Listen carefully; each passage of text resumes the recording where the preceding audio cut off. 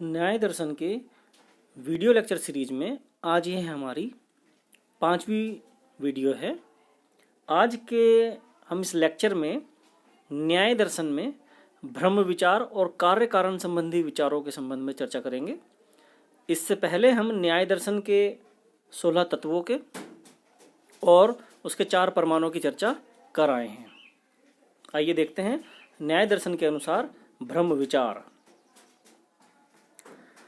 ब्रह्म विचार को अन्यथा ख्यातिवाद भी कहा जाता है। ब्रह्म विचार से जो तात्पर्य है वो इस प्रकार है कि जो सत्य पदार्थों, दो सत्य पदार्थों में असंभव संबंध जोड़ते हैं।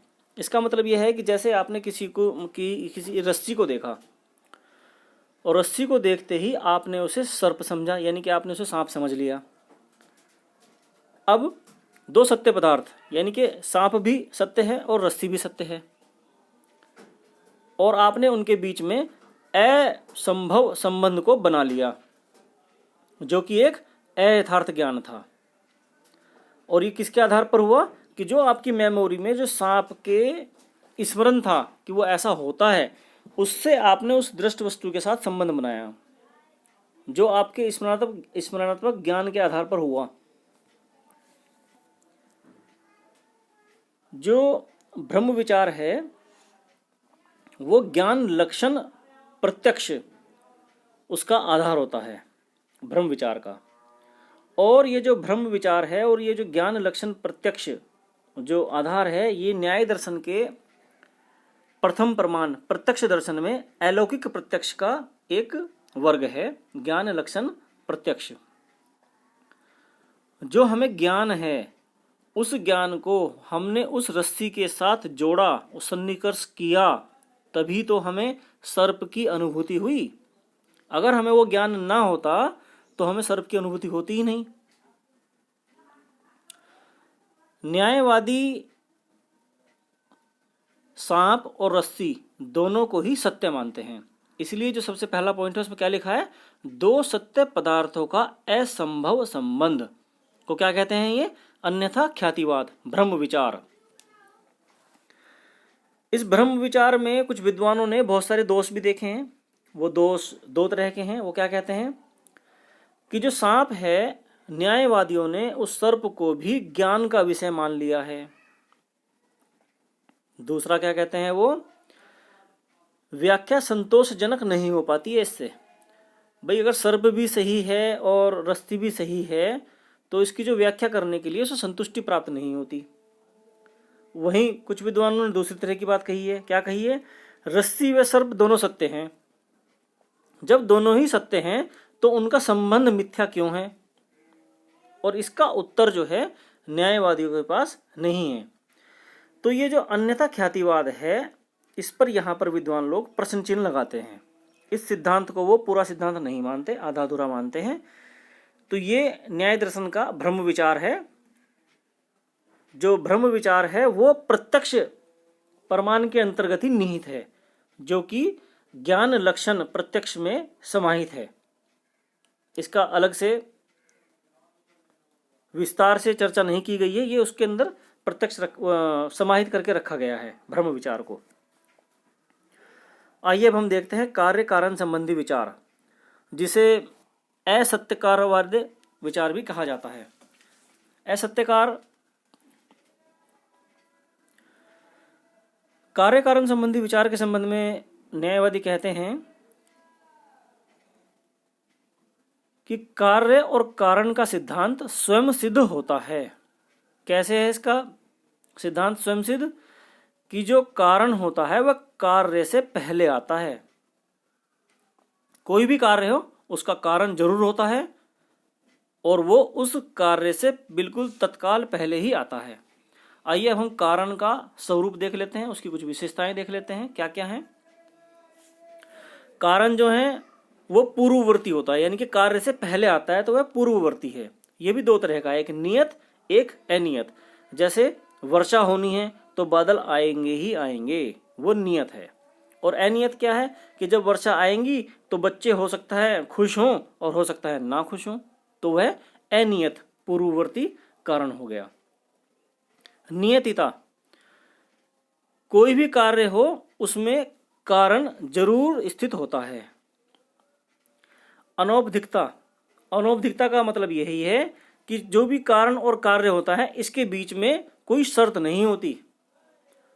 शर्त से तात्पर्य क्या है, एक उदाहरण से समझ लेते हैं। जैसे कि आप कहते हैं रात हुई, हमने पूछा रात क्यों हुई, आपने कहा कि इससे पहले दिन था इसलिए रात हुई, तो क्या हो गया, उसमें वो शर्त जुड़ गई कि दिन था तो रात थी, रात था तो दिन था, ये चक्र चलता जाएगा। इसलिए उसने क्या कहा, तोड़ने के लिए इस चक्र को क्या कि इसमें बेशर्त यानी कि शर्त नहीं होनी चाहिए कार्य और कारण के बीच में।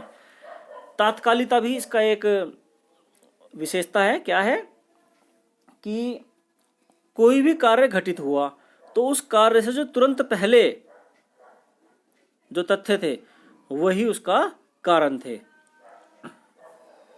अब किसी एक कार्य के बहुत सारे कारण नहीं हो सकते हैं। यहां पर न्यायवादी ये कहते हैं कि बहु कारणवाद का हम खंडन करते हैं। किस आधार पर करते हैं, कोई एक कारण से एक कार्य ही घटित होता है। अगर कोई एक कार्य है और उसके कारण बहुत सारे हैं तो इसका मतलब यह है कि हमने उसे ध्यान से चिंतन नहीं किया है। और उसका दूसरा कारण यह भी है, अगर किसी एक कार्य को सिद्ध करने के लिए 4-5 कारण उपस्थित हैं तो हमारा अनुमान बहुत ही ज्यादा विस्तार पालेगा और उससे सारा मामला गड़बड़ हो सकता है। इसीलिए उन्होंने बहु कारणवाद का खंडन कर दिया है। जो कारण होते हैं उसके 3 प्रकार होते हैं। सबसे पहला कारण है उपादान कारण, यानी कि कार्य का निर्माण। जैसे घड़ा बनता है, घड़ा किससे बनता है, मिट्टी से बनता है। वस्त्र बनते हैं, कहाँ से बनते हैं, सूत से बनते हैं। तो ये उपादान कारण है। घड़े का उपादान कारण मिट्टी है और कपड़े यानी कि वस्त्रों का उपादान कारण सूत है। दूसरा पॉइंट है असमवाय कारण, कार्य उत्पत्ति में सहायक। जैसे जैसे जैसे सूत का जाल बनेगा तभी तो कपड़ा बनेगा, सूत का जाल बनेगा तभी कपड़ा बनेगा। तो ये असमवाय कारण है, यानी कि कार्य की उत्पत्ति में सहायक है। और निमित्त कारण कौन है, कर्ता, जो कार्य का संपादन कर रहा है। जैसे जुलाहा कपड़ा बना रहा है, कुम्हार घड़ा बना रहा है। यहां आप इस कारण को समझते वक्त आप ये भी समझ पाए हैं कि कार्य क्या है। तो उपरोक्त जो कारण का हमने वर्णन अभी तक किया है उसके आधार पर आप कार्य को भी समझ गए हैं। अब हम असत्यकार्यवाद के ऊपर चर्चा करेंगे। आपने सांख्य दर्शन में भी सत्कार्यवाद को पढ़ा होगा, लेकिन ये उसका एकदम उल्टा है। असत्यकार्यवाद को सिद्ध करने की जो युक्तियां न्यायवादियों ने लगाई हैं वो इस प्रकार हैं। वो क्या क्या हैं, वो कहते हैं, सबसे पहले कहते हैं यदि मिट्टी में घड़ा पहले से ही विद्यमान है तो कुम्हार की क्या आवश्यकता है।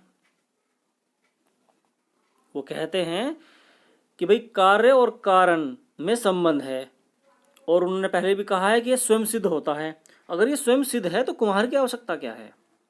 दूसरा वो कहते हैं यदि कार्य कारण में पहले से ही रहता है तो उसकी उत्पत्ति क्यों है। अगर मिट्टी में घड़ा पहले से ही विद्यमान है तो उसकी उत्पत्ति क्यों मानी गई है।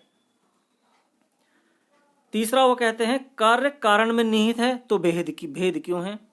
कार्य और कारण आपस में निहित है, कारण है तो कार्य है और कार्य है तो कारण है, तो भेद क्यों, अलग अलग चीजें क्यों हैं। फिर कार्य और कारण के लिए एक ही संज्ञा क्यों नहीं है। अगर कार्य और कारण दोनों एक से ही जुड़े हुए हैं और एक के ऊपर एक डिपेंड है तो दोनों के लिए एक ही संज्ञा क्यों नहीं है। एक को हम मिट्टी कह रहे हैं, एक को हम घड़ा कह रहे हैं।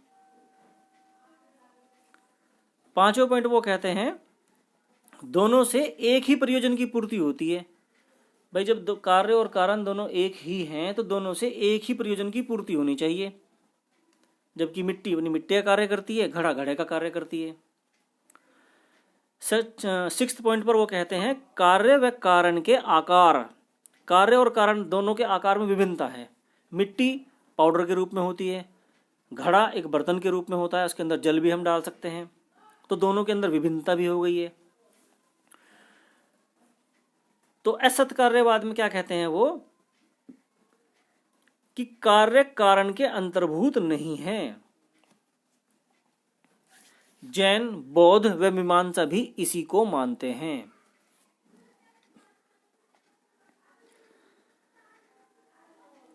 अब आज ये न्याय दर्शन की वीडियो लेक्चर में 5th लेक्चर था।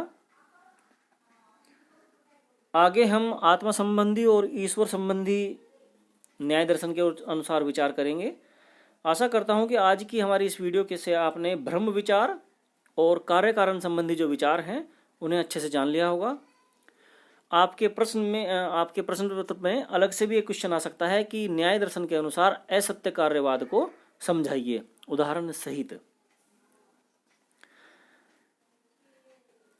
आप इस वीडियो को देखने के बाद अच्छे से उसका उत्तर लिख पाएंगे।